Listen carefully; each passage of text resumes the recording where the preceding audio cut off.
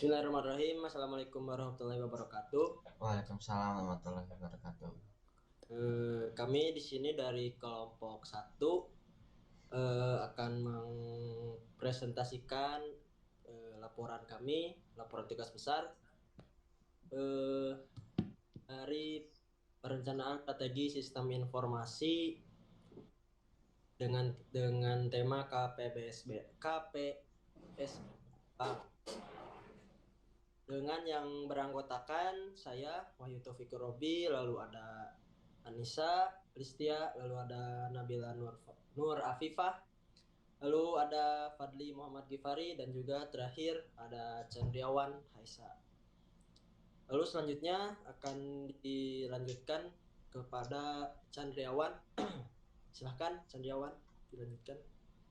Ya, terima kasih Wahyu.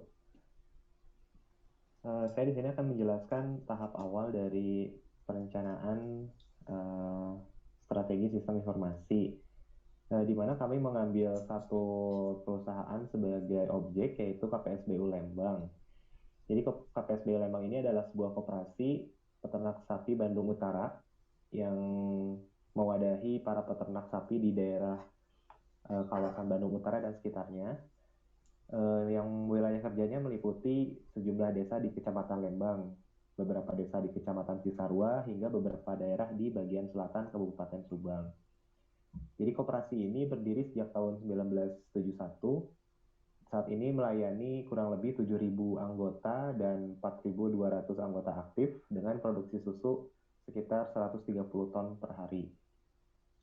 Untuk pelayanan utama di koperasi ini, di KPSBU Lembang meliputi ada penjualan dan pemasaran susu, kemudian ada pelayanan teknis peternakan, kemudian ada makanan ternak, pelayanan keuangan, ada warung serba ada atau waserda, kemudian ada rumah potong hewan, dan berbagai macam kredit tanpa bunga.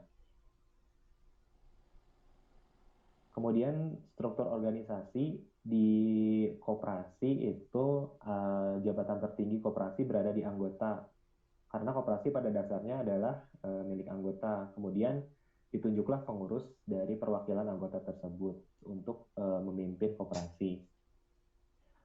Struktur organisasi KPSBU Lembang terdiri dari kurang lebih ada 13 bagian yang dikepalai oleh seorang manajer yang bertanggung jawab kepada pengurus koperasi yang tadi. Ini adalah tampilan dari struktur organisasi KPSBU Lembang. Ada kurang lebih 13 bagian inti. Kemudian bisnis utama dari KPSBU Lembang adalah memproduksi susu segar. Dan kemudian tahap dalam produksi susu di KPSBU Lembang itu yang pertama adalah pemerahan dari peternak. Jadi peternak di koperasi ini adalah peternak rakyat di mana yang merupakan masyarakat sekitar yang tadi di wilayah kerja KPSBU Lembang di kawasan Bandung Utara dan sekitarnya. Kemudian susu dijemput oleh koperasi melalui tangki-tangki mobil-mobil tangki susu yang ditampung di penampungan susu. Kemudian diantarkan ke koperasi, kemudian dicek kualitas susunya di lab, di laboratorium, kemudian dimasukkan ke cooling unit atau ke pendingin. Dan setelah itu, setelah terkumpul, susunya didistribusikan atau dikirimkan ke industri pengolahan susu dan ke gerai eceran KPSBU Lembang. Kemudian ada bisnis pendukung, yaitu yang pertama tadi ada gerai eceran susu. Jadi selain dijual ke industri, juga susu itu diolah di KPSBU Lembang itu sendiri dan dijual di KPSBU Lembang. Kemudian juga sudah ada keluar produk susu olahan, yaitu susu pasteurisasi dan yogurt fresh time. Kemudian ada Waserda. Waserda ini sebenarnya adalah pelayanan kepada anggota. Namun kegiatan Waserda cukup membantu memenuhi kebutuhan keuangan koperasi, karena di Waserda ini menjual sembako, di mana untuk transaksinya para anggota menggunakan setoran susu mereka. Jadi setiap setoran susu anggota mendapat bayaran Dan untuk waserda ini mereka bisa mengambil terlebih dahulu, kemudian dibayar dengan hasil bayaran susu yang mereka setorkan. Itu kurang lebih untuk sekilas tentang perusahaan yang menjadi objek perencanaan strategi sistem informasi yang akan kami buat gitu ya. Kemudian selanjutnya ada positioning. Ya, pada kesempatan kali ini saya akan menjelaskan terlebih dahulu business review. Di sini terdapat visi dan misi perusahaan. Nah, visi perusahaan tersebut yaitu menjadi koperasi susu terdepan di Indonesia dalam mensejahterakan anggota. Kemudian terdapat misi perusahaan yaitu yang pertama mensejahterakan anggota melalui layanan prima dalam industri persusuan dengan manajemen yang berkomitmen. Kemudian yang kedua, meningkatkan kapasitas kelembagaan koperasi melalui pendidikan, pemberdayaan SDM, dan kemitraan strategis. Kemudian poin selanjutnya yaitu value chain atau analisis internal. Nah, di situ terdapat input spesifik, kemudian produksi, transportasi, pengolahan, perdagangan, kemudian yang terakhir yaitu konsumsi. Kemudian di situ juga terdapat tahap penyedia input, peternak, koperasi, industri pengolahan susu, pedagang, dan yang terakhir yaitu konsumen akhir. Kemudian poin selanjutnya yaitu analisis eksternal atau disebut five force. Poin pertama yaitu ada ancaman pendatang baru, threat of new entrants. Nah, di situ ada beberapa poin, yaitu yang pertama penghalang masuk. Kemudian selanjutnya skala ekonomi. Kemudian yang selanjutnya yaitu loyalitas merek, kebutuhan modal, kebijakan pemerintah, akses ke saluran distribusi, dan biaya peralihan. Poin yang kedua yaitu ancaman produk atau jasa pengganti, threat of substitutes. Nah, di sini terdapat 5 poin, yaitu jumlah produk pengganti yang tersedia, kemudian kecenderungan pembeli untuk mengganti, kemudian kinerja harga relatif pengganti, tingkat diferensiasi produk yang dirasakan, dan yang terakhir yaitu biaya peralihan. Poin ketiga yaitu kekuatan tawar-menawar pembeli. Nah, di sini terdapat beberapa poin. Yang pertama, jumlah pelanggan, ukuran dari setiap pesanan pelanggan, perbedaan antar pesaing, sensitivitas harga, kemampuan pembeli untuk mengganti, ketersediaan informasi pembeli, dan biaya peralihan. Nah, poin keempat yaitu kekuatan tawar-menawar pemasok. Di sini terdapat 3 poin, yaitu jumlah dan ukuran pemasok, keunikan setiap produk pemasok, dan kemampuan perusahaan untuk fokus menggantikan pemasok. Poin kelima yaitu persaingan dalam industri sejenis. Di sini terdapat beberapa poin, yaitu jumlah pesaing, keragaman pesaing, konsentrasi industri, pertumbuhan industri, perbedaan kualitas, loyalitas merek, hambatan untuk keluar, dan biaya peralihan. Kemudian selanjutnya ada analisis bisnis. Di sini terdapat beberapa poin. Poin yang pertama yaitu analisis SWOT. Yang pertama adalah kekuatan. Di sini terdapat 3 poin, yaitu mutu produk minuman dingin tinggi, volume penjualan dan laba tumbuh tinggi, dan sistem pengendalian persediaan baik. Untuk kelemahannya terdapat 4 poin, yaitu pilihan produk kurang bervariasi, pemasaran produk pengolahan susu kurang maksimal, tingkat pendidikan SDM masih kurang, dan lokasi outlet kurang strategis. Kemudian yaitu peluang. Dalam peluang terdapat 5 poin. Yang pertama, perekonomian global yang memungkinkan terbukanya pasar internasional terhadap produk koperasi. Poin kedua, konsumsi susu dan kesadaran masyarakat semakin meningkat. Yang ketiga, masih sedikitnya peternak sapi sehingga produksinya masih kurang. Poin keempat, pangsa pasar internasional meningkat yang masih besar. Dan poin terakhir, kerjasama dengan perusahaan atau koperasi lokal dan internasional. Kemudian yang selanjutnya yaitu ancaman. Pada ancaman terdapat 5 poin, yaitu lahan hijau semakin berkurang, yaitu menyebabkan sulitnya mendapat pakan untuk ternak. Terus kemudian yang kedua, pesaing dalam bidang yang sama, baik dari dalam maupun luar negeri, sehubungan dengan era perdagangan bebas. Yang ketiga yaitu membajirnya susu impor. Yang keempat, harga atau tarif yang ditetapkan pemerintah. Poin terakhir yang kelima, yaitu cuaca ekstrim yang mempengaruhi kondisi sapi. Kemudian selanjutnya di sini terdapat perhitungan EVAS dan IVAS.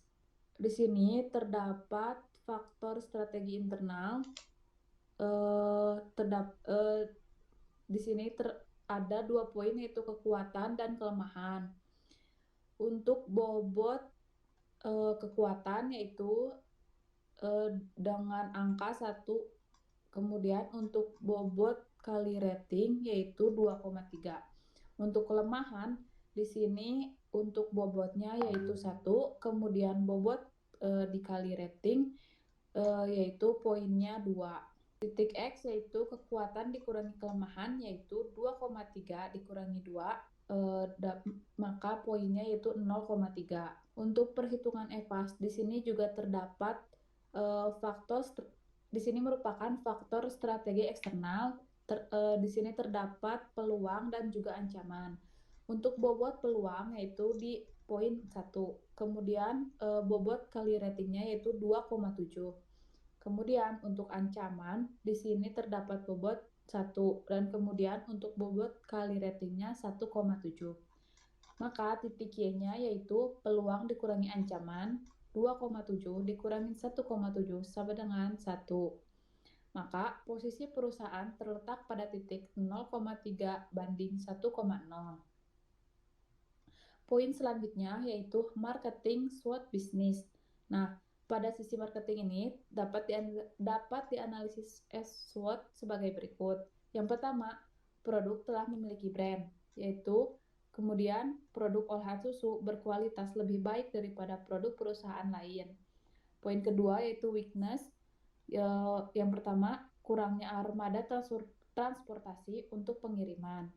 Kemudian, produk susu merupakan produk yang mudah rusak tanpa adanya penanganan khusus. Poin ketiga, kapasitas produksi masih sedikit. Kemudian yaitu opportunities. Nah, yang pertama, calon customer mulai banyak yang menanyakan pemesanan melalui online atau secara online.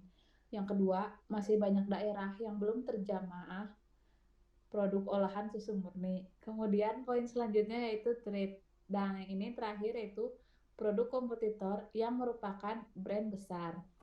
Poin selanjutnya yaitu strategi bisnis. Dalam strategi bisnis ini, perusahaan memiliki 2 poin. Yang pertama, pemasaran susu melalui industri pengolahan susu atau IPS. Dan yang kedua, penjualan produk olahan susu di gerai eceran online dan offline. Nah, untuk strategi mapnya yaitu dalam strategi ini memilih serangkaian kegiatan di mana organisasi akan unggul untuk menciptakan perbedaan yang berkelanjutan di pasar. Kemudian selanjutnya dapat dijelaskan oleh Saudara Fadli. Oke, selanjutnya izinkan saya menjelaskan tentang masuk ke fase analisis. Di fase ini banyaknya saya akan menjelaskan tentang fase yang dilakukan dalam perencanaan sistem informasi yang di dalamnya berisikan tentang analisis dalam sistem yang sedang dirancang tersebut. Fase ini direcah menjadi saya ulangi, maaf. Izinkan saat ini saya akan melanjutkan yang sudah Nabila jelaskan sebelumnya. Saya akan menjelaskan tentang fase analisis atau fase analisis. Fase analisis merupakan suatu fase yang harus dilakukan dalam perencanaan sistem informasi yang di dalamnya berisikan tentang analisis dalam sistem tersebut yang akan dirancang dan dibangun sebelumnya. Dalam fase ini dibagi menjadi direcah atau dibagi menjadi 3 bagian. yaitu ada lexical analyzer, syntax analyzer, dan semantic analyzer. Akan saya jelaskan satu persatu. Lexical analyzer merupakan tahapan awal yang dilakukan di compiler. Biasanya suka disebut juga sebagai scanner.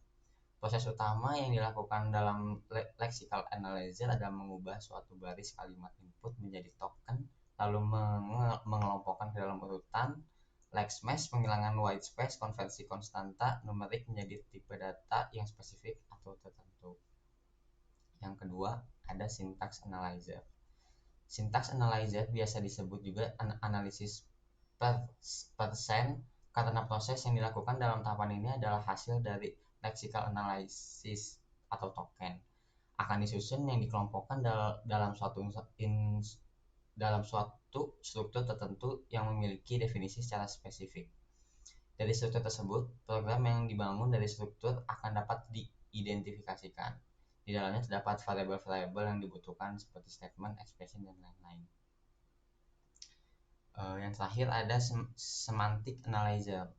Semantic analyzer ini merupakan pusat dari tahapan kompilasi karena dari struktur sintaktik dari proses-proses sebelumnya diproses dan struktur objek executable sudah mulai dibentuk. Tahapan ini menjadi jembatan antara analisis dan sintesis dari suatu kompilasi. Hasil akhir dari tahapan ini adalah suatu kode yang executable dalam kompilasi yang sederhana yang kemudian dimanipulasi dengan berbagai optimizing dari translator sebelumnya, akhirnya benar-benar dapat dieksekusi. Lanjut, informasi sistem review. 1. Identifikasi aplikasi bisnis. Aplikasi bisnis merupakan sebuah perangkat lunak yang digunakan oleh pengguna untuk mempermudah dalam pengoperasian baik dalam input hingga output data yang sudah dikelola sebelumnya oleh pengembang aplikasi bisnis yang ada. Dalam bisnis ini, aplikasi sangat berfungsi, salah satunya untuk menyajikan data dan angka yang tersedia jumlah barang pada gudang hingga jumlah penjualan yang ada.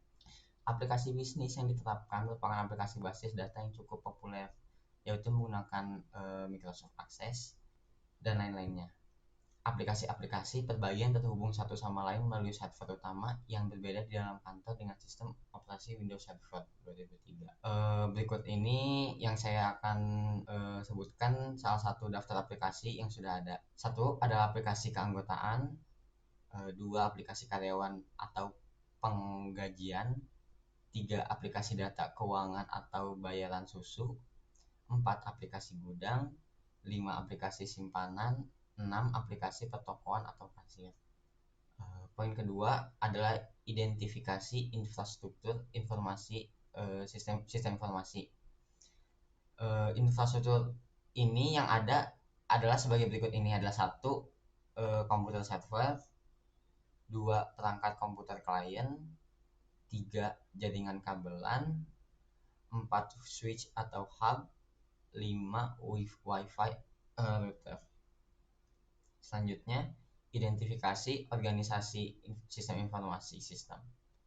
Struktur organisasi bagian IT ini mempunyai struktur sebagai berikut, yaitu adanya kepala sub bagian IT dan staf IT. Lanjut ke tren sistem informasi saat ini. Artificial Intelligence dan Machine Learning. Artificial Intelligence atau AI atau kecerdasan buatan merupakan teknologi yang sedang tren dan marak digunakan baru-baru ini. Dengan menggunakan AI, teknologi yang diterapkan pada suatu industri atau perusahaan dapat menghemat banyak pengeluaran karena AI dapat menggantikan pekerjaan manusia. Yang kedua, ada hybrid cloud.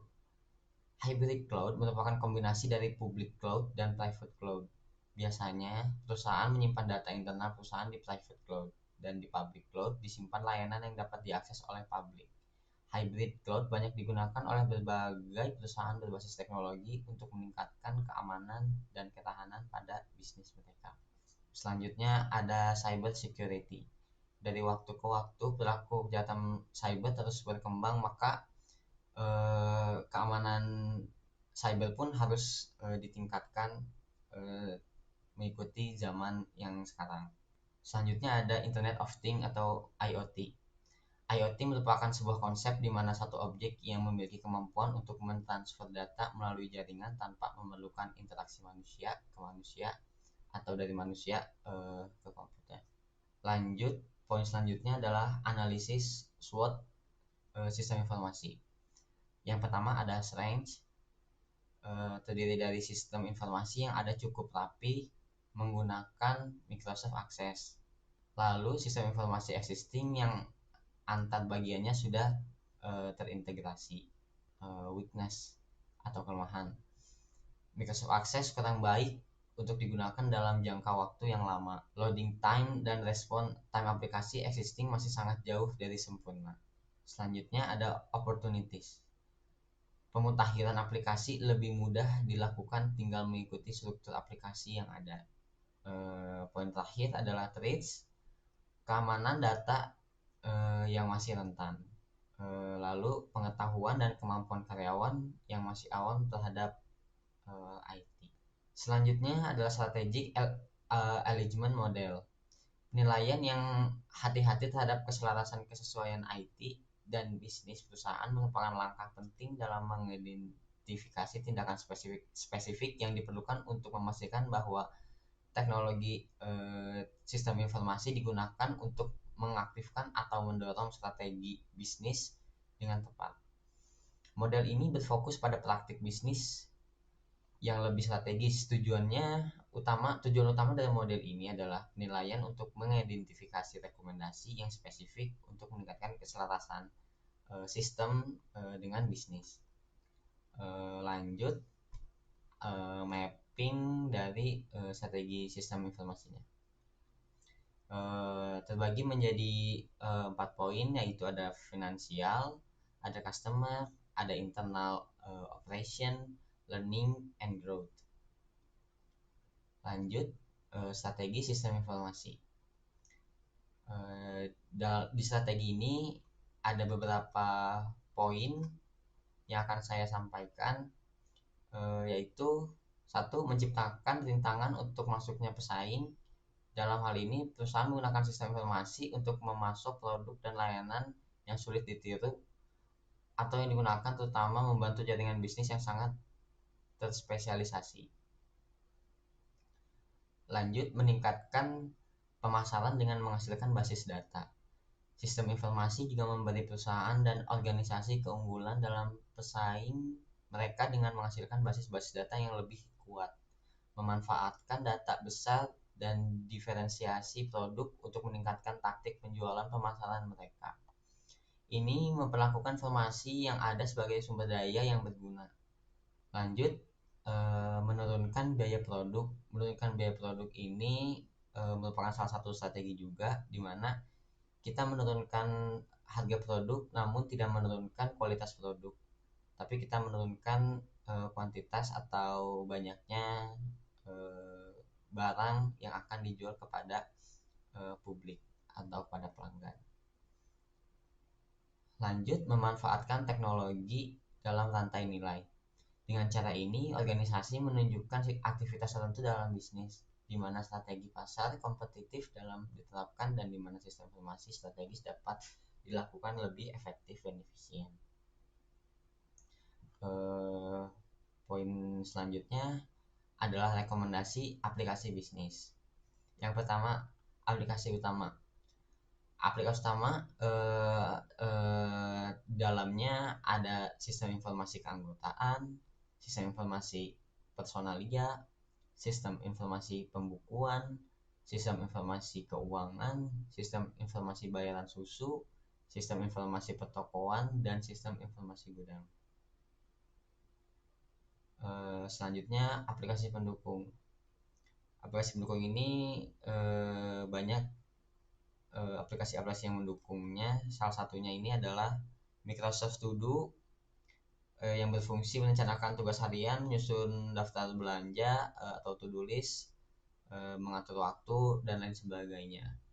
Ada Trello. Trello ini berfungsi untuk melacak kemajuan tugas dari setiap divisi melalui deretan papan. Ada Microsoft Planner.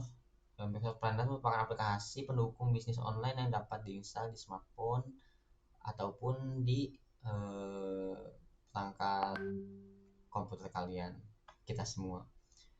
Aplikasi ini dapat memudahkan dalam memantau kemajuan tugas dan mengatur penanggung-jawabannya. Selain itu juga akan menjadi lebih mudah dan efektif. Ada WhatsApp Business, GrabFood, Shopee Food, dan lain sebagainya. Rekomendasi dari sistem informasi ini, satu ialah platform piranti keras komputer atau hardware, yang keduanya ada software, yang ketiga manajemen penyimpanan data atau bisa manfaatkan cloud yang tadi sudah saya singgung, 4 platform jaringan telekomunikasi, 5 internet, 6 layanan dan konsultasi integrasi sistem. Ini bisa kita lakukan dalam penerapannya di SAP. Selanjutnya yang terakhir adalah platform sistem informasi. Yang kami rekomendasikan dari organisasi sistem informasi ini ialah dari kepala subbagian IT direcah menjadi 2 staf lagi, yaitu satu sebagai staf sistem aplikasi administrasi, yang keduanya adalah jaringan staf untuk mengatur jaringan-jaringan yang ada dalam perusahaan KPSBU ini. Mungkin untuk selanjutnya akan dilanjutkan oleh teman saya. Silahkan. Terima kasih Fadli. Di sini saya akan menjelaskan fase direction. Untuk visi dan misinya saya tidak akan bagikan karena sudah disampaikan oleh Saudari Nabila. Jadi dalam fase direction ini yaitu fase di mana mengembangkan visi, misi, tujuan, dan strategi sistem teknologi informasi yang sesuai. Selain itu mengembangkan sebuah arahan atau proyek sistem teknologi informasi untuk KPBSU Lembang. Selanjutnya, proyek sistem teknologi informasi ini yang telah dibuat akan didiskusikan kembali kepada pihak perusahaan apakah perlu dilakukannya revisi dari proyek sistem teknologi informasi yang telah diusulkan sebelumnya. Pembuatan hubungan keterkaitan antara proyek sistem teknologi informasi dan divisi bagian yang akan digunakan. Tidak hanya itu, di fase ini mengidentifikasi resiko, melakukan estimasi biaya, dan clustering is or it. Clustering is or it ini kami menggunakan dari McFarland, dan di McFarland ini terdapat grid strategi yang terdiri dari 4 kuadran, yaitu ada strategi, key operasional, support, dan high potensial. Di slide sebelumnya terdapat rencana sistem teknologi informasi ini. Kami sudah merancang 7 pertanyaan dan pertanyaannya sudah ada di file yang Word yang sudah kami berikan. Untuk jawaban pada kolom 1 dan 2, solusi sistem teknologi informasi tersebut masuk ke dalam tipe strategi. Untuk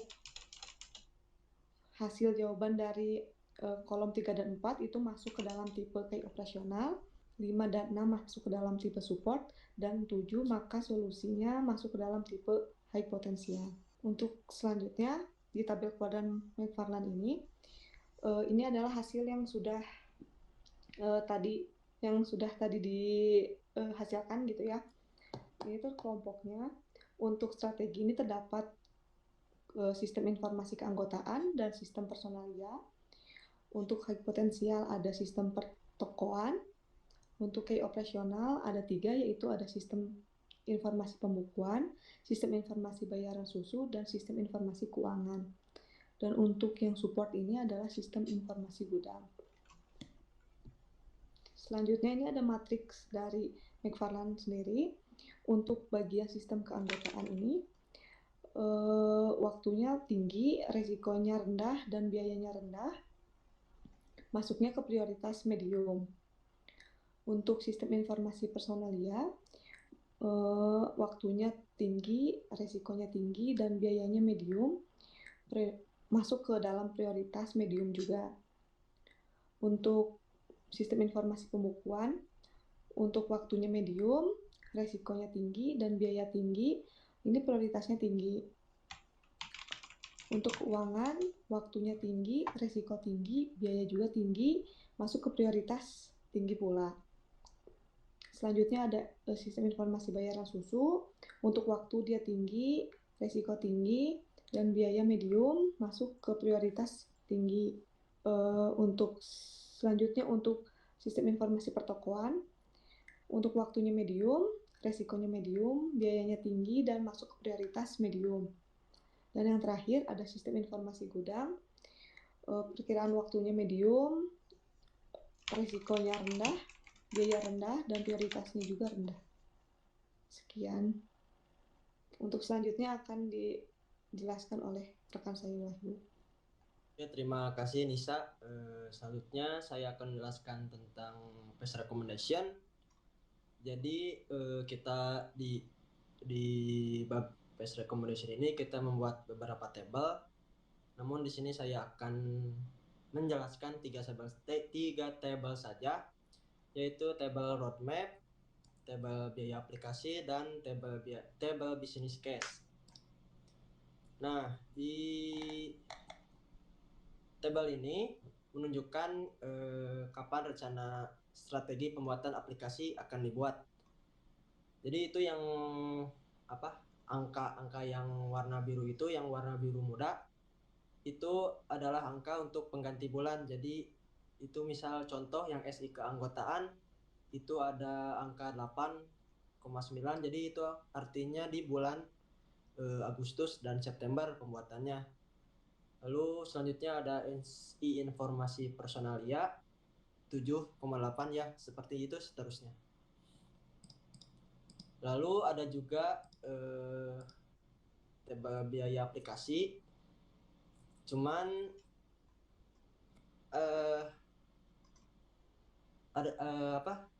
tabel biaya aplikasi ini juga ada biaya hardware sama biaya lisensi, cuman nggak dijelasin di sini, udah ada di laporan, jadi cuman saya ngejelasin biaya aplikasi aja tabelnya.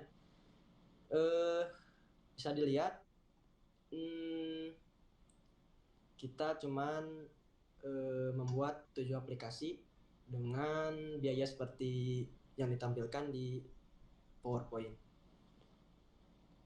Lalu selanjutnya langsung ke tabel business case. Sebentar. Di tabel business case ini didapatkan dari biaya rencana, yaitu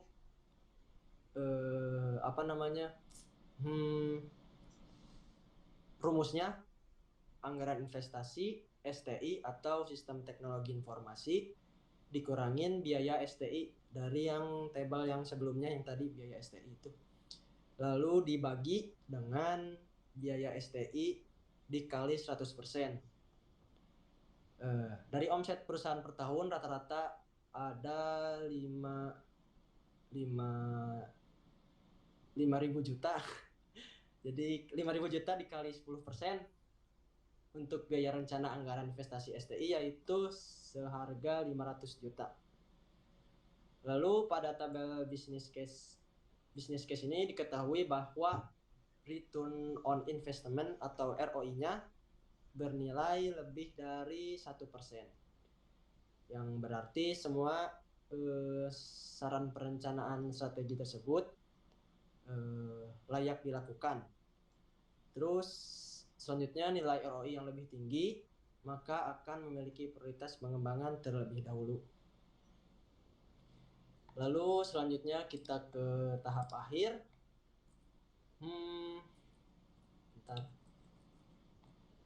Nah, di tahap akhir ini kami bisa menyimpulkan bahwa yang didapat kita mendapatkan 7 solusi STI, yaitu ada SI keanggotaan, SI informasi personalia, SI pembukuan, SI keuangan, SI bayaran susu, SI pertokoan, dan SI gudang.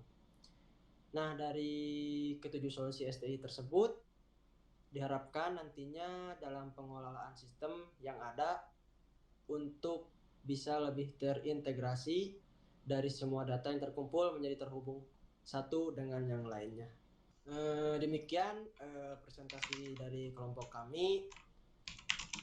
Semoga bisa menambahkan ilmu baru dari yang kami presentasikan, dan mohon maaf jika ada salah kata atau ya kayak seperti typo gitu.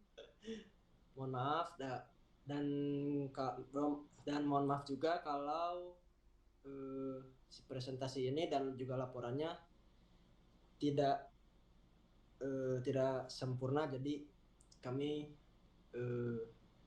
membuat laporan itu dengan sekuat tenaga juga. Demikian, baik, saya tutup. Assalamualaikum warahmatullahi wabarakatuh. Waalaikumsalam.